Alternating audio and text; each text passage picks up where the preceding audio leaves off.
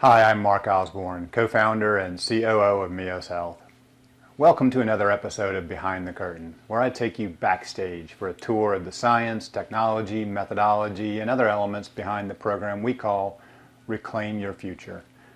In other words, I'll walk you through what we do, why we do it, and how we do it.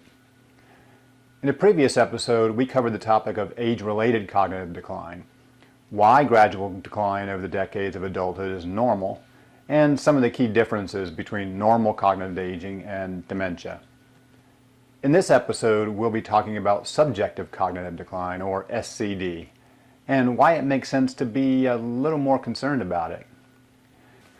Subjective memory complaints, where a person recognizes and communicates concerns about their memory, has long been recognized as an early predictive indicator of dementia. For example, this paper from the journal Neurology in 1996 followed 357 subjects without any dementia at the beginning of the study for a 3-year period. The researchers conducted a series of tests and evaluated subjective memory complaints based on 10 key questions. At the end of the study period, they analyzed the relationship between subjective memory responses and objective memory tests, and then compared the results with the subjects who developed dementia over the 3-year period. Their findings? We conclude that subjective memory complaints may predict dementia within 3 years, particularly when there are objective signs of memory deterioration. This 2014 meta-analysis reviewed 28 different studies that evaluated subjects with subjective memory complaints, tracked them for at least 6 months, and had objective criteria for determining those who progressed to dementia. They found that overall, those who had subjective memory complaints had double the risk of developing dementia compared to those without complaints. Then, when they analyzed only studies that lasted more than 4 years, they determined that about a quarter of them would progress to MCI and about 11% would progress to dementia versus just 4.6% of those without complaints. So what is exactly a subjective memory complaint? Well, it's simply a concern communicated by someone about their memory, or another cognitive symptom like brain fog, or I have trouble finding the word I'm looking for. But it doesn't necessarily show up on an objective cognitive test. And as this paper from the American Journal of Alzheimer's Disease and Other Dementias in 2013 points out, a number of studies have shown that people with subjective memory complaints frequently have well-defined markers of neurodegeneration before symptoms even begin. In 2012, recognizing the importance of this early phase of cognitive decline, a number of leading scientists in the field launched the Subjective Cognitive Decline Initiative, or SCDI, and published their results in 2014 in the journal Alzheimer's and Dementia. In this paper, they summarized results from previous studies, created definitions to aid further research, and placed SCD in the larger context of cognitive decline. So on the y-axis, we see cognitive performance, which can be measured in 2 ways, subjectively by the individual and objectively as measured in a cognitive test. On the x-axis, we see the stages of progression from preclinical Alzheimer's disease through dementia. We'll explore this progression in more detail in another video. So for many years, a person may have normal cognitive function while developing the pathology of Alzheimer's disease, such as amyloid beta and tau proteins. At some point, the person may recognize the signs subjectively, hence the term subjective cognitive decline. In 2015, the SCDI working group reviewed 19 existing studies on SCD and found very little consistency in these studies of how SCD was being measured.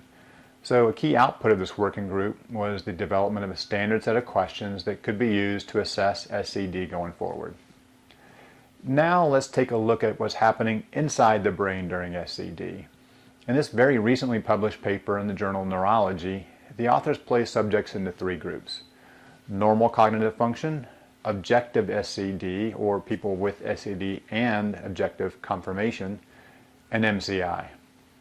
What's different about this study is that they found that objective SCD was on average identified either before or at the same time as pathological changes in the brain.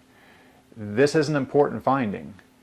The traditional view of Alzheimer's pathology development, as we hinted at earlier, holds that there is typically years of buildup of amyloid protein prior to any signs of cognitive decline.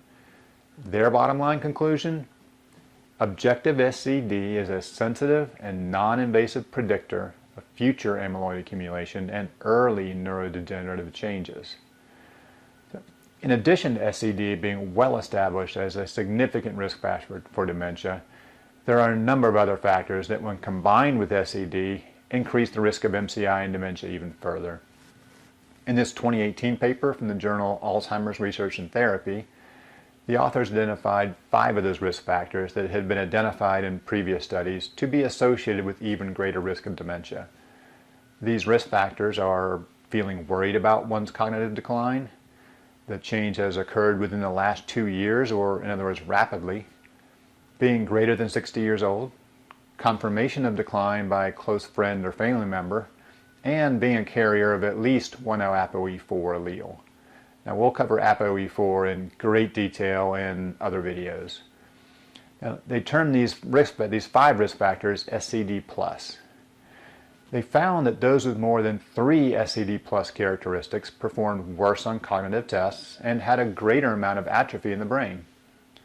The largest predictor of cognitive performance were those whose decline was confirmed by a close friend or family member. Additionally, this 2019 paper in the journal Alzheimer's Research and Therapy highlighted another important risk factor. Of the 1,307 participants they studied, they found that those with depression alone had 1.4 times greater risk for developing dementia. Those with SCD alone had double risk, again, of developing dementia. But those with both SCD and depression had a 2.8 times greater risk. Now, within this group of both SCD and depression, half of the participants went on to develop dementia in about 7 years. So to recap, SCD is a well-established risk factor for progression to dementia and may double one's risk just by itself. SCD may begin at the same time or even before the onset of Alzheimer's pathology in the brain, making it important to act quickly and decisively if you sense a decline in your memory or other cognitive functions. Other factors further increase one's risk for dementia: objective confirmation through cognitive testing, confirmation by a close friend or family member, worry about one's cognitive health, at least one ApoE4 variant, rapid onset, being older than 60 years old, and depression. So if you suspect you or a loved one may be experiencing SCD, I'd encourage you to talk to your friends or close friends or family to get their perspective. Talk to your doctor about your concerns. Consider undergoing objective, scientifically validated cognitive testing to get more information. Or head over to our website to learn more about how Mios Health can help. If you liked this and found it helpful, please share this video with others and leave us a comment on what you thought, as well as any suggestions for other topics you'd like us to cover in the future. See you next time.